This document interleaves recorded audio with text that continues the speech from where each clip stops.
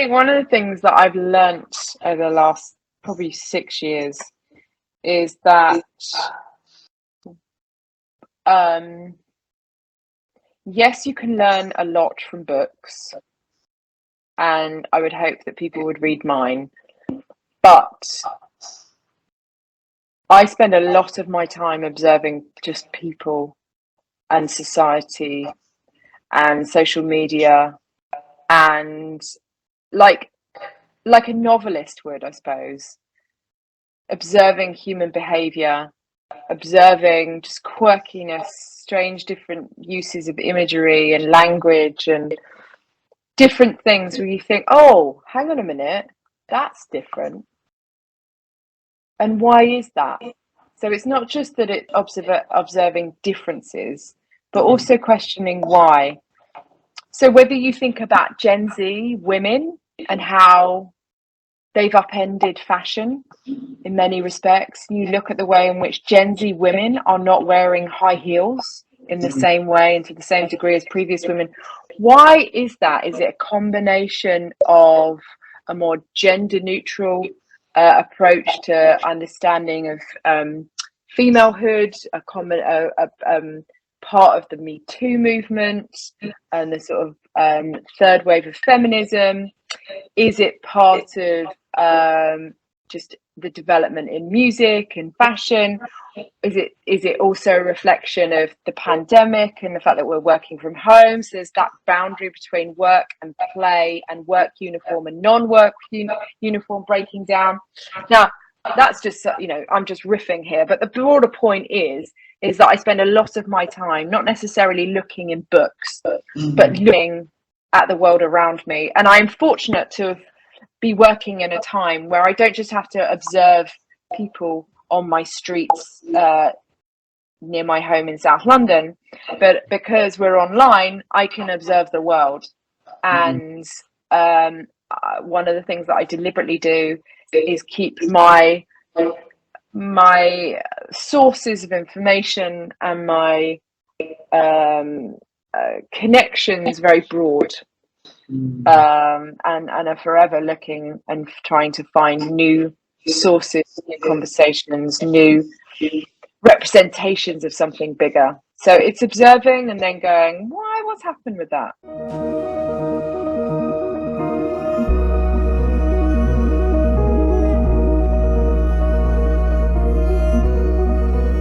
You are recovering in less than 2 months, and after recovering, you you ran the London Marathon, right? And at the same time, you studied for your master's degree also. Where did you come up with that idea, Chris? Well, I think it was day 2 when I was in intensive care that I decided to do the marathon less than a year after leaving hospital. And I didn't know how difficult it would be then, but I told this nurse, and I said, I'm going to do the London Marathon less than a year after leaving hospital. I'm going to get my place booked. And then a few hours later, they sent a psychiatrist to come and talk to me. Because? Well, I think because they thought I hadn't come to terms with what had happened to me, but I had. I was totally realistic. And he spoke to me a few times, and then he phoned my mother. He said to her, he said, look, Mrs. Moon, I just wanted to let you know, I've never seen anything quite like it. Your son has completely accepted what's happened to him. He's recognized that he needs to change his thinking.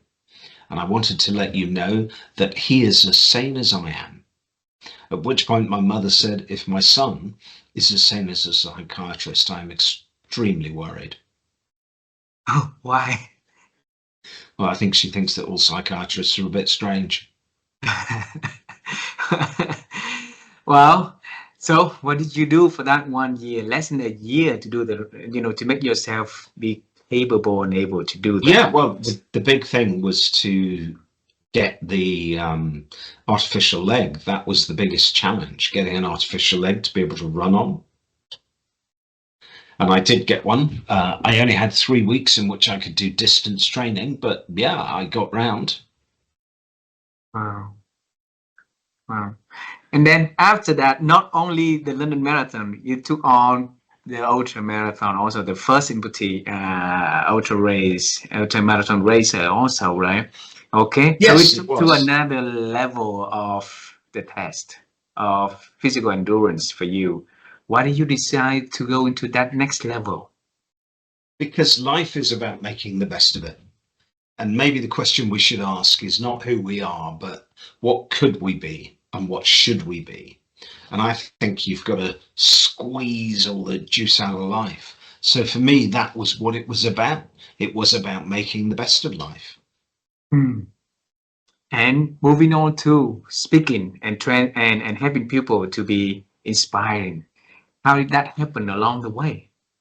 Well, I when I did that first marathon, it was on the news, on Hmm. the British TV news, and I was phoned up and somebody said, "Will you please come and talk to our company and talk to us about your story, about how you overcame being a prisoner of the Khmer Rouge, how you then cleared landmines for 2 years, and then you were blown up doing the least dangerous thing you ever did, walking in a safe area. So tell us about how you trained yourself to do a marathon less than a year after leaving hospital. And also, we want to know how you survived as a prisoner of the Khmer Rouge." So that was how I started talking. Wow. And, there's been an evolution. I have read hundreds of books on the process of achievement, on the psychology of achievement. And the good news is, it is all common sense. The bad news is that common sense is not very common. Wow.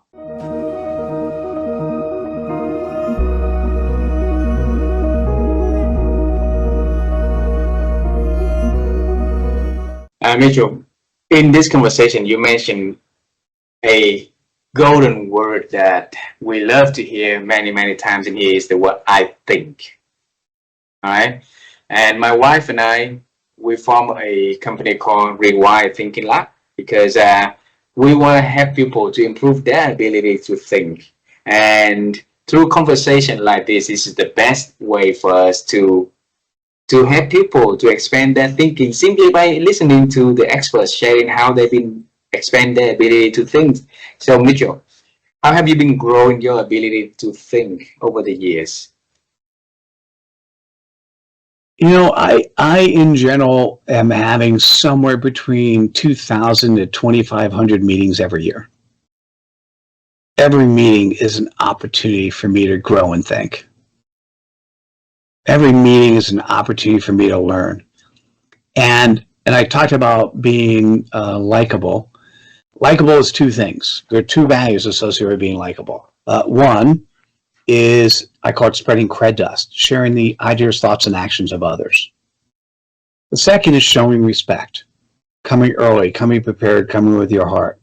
So every one of those meetings that I have looked at their LinkedIn, I've looked at their website. If it's me being on their podcast, I've listened to at least a couple minutes of a previous podcast.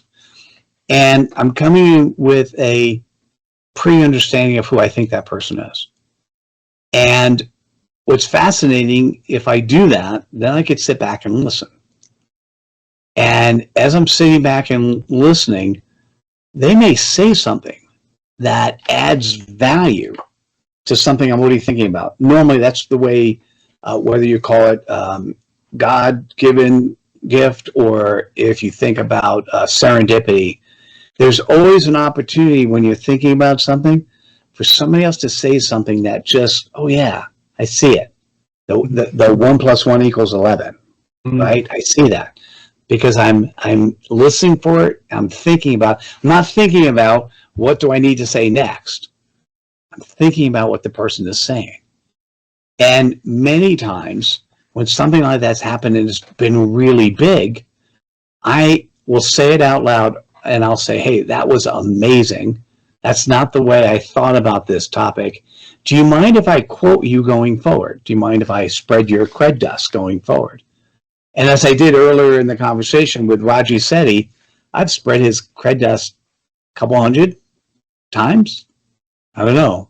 I don't think it's 1,000, but at least a couple hundred times, right? And And for those who know Raj, when I say that, I go, oh my God, he's amazing. And I go, yes, he is. And then we'll have a conversation about Raji Sethi for a little bit.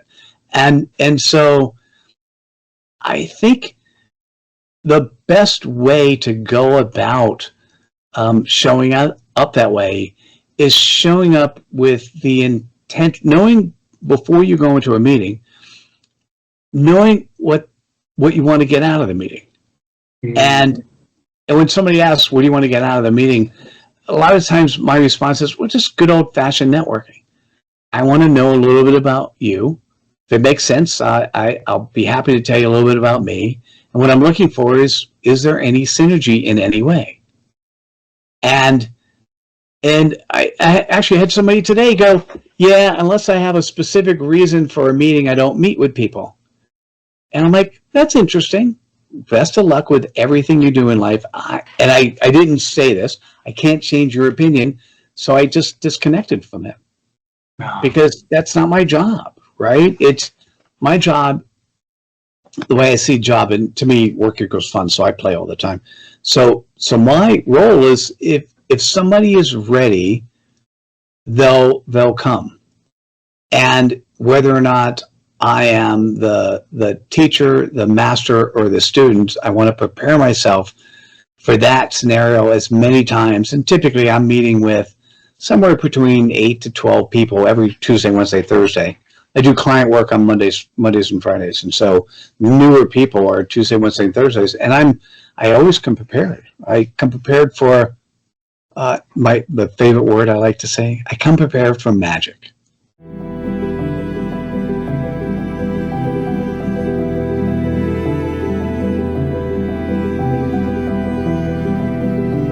And I'll show you, I was talking to you. So this is my notes. On this side, I'm taking notes about what somebody said to me, what's happening. I draw a line here. And on this side, I'm trying to say, what are the principles or the ideas that somebody talked about? So this is, I have notes in our conversation. So here's what we talked about to begin. And here's some of my comments based on what I'm learning from you. And so this is the discussion. This is my lesson learned. And I do that on almost every meeting I'm in. This is the dialogue, and this is the idea friend. And I often organize the ideas into little buckets and boxes, and I have found that really helpful. Again, every page of my notes. Here's the conversation. Here's the ideas. Here's the conversation. Here's the ideas in 3 buckets. So I constantly am listening. What's the idea, and what are the buckets that idea fits in? That's the work I enjoy doing with you. I have some ideas that you taught me already. Here's my page with you. I'm still thinking about what the ideas are, but you taught me about Adecco and talent management, about Asian operation, about Vietnam's growth through service and retail. And I'm over here thinking, wow, what does that mean in terms of meaning and values and principles? And so I'm always trying to find the ideas that people will find helpful. And that's what I do to learn. And then after I fill out a whole pad of paper, and I'm just about done, tonight or tomorrow I'll sit down. This has been about 2 weeks of paper, 3 weeks. I'll summarize that in a computer file and say, here's some of the new ideas. And then when I write a book, I go back into that computer file. I could show you the file, and I have ideas that people taught me in the last few weeks, and I can show. I just keep track of those. And then when I go to write, I go, wow, that was an idea. Let me try to weave that into some of my thinking.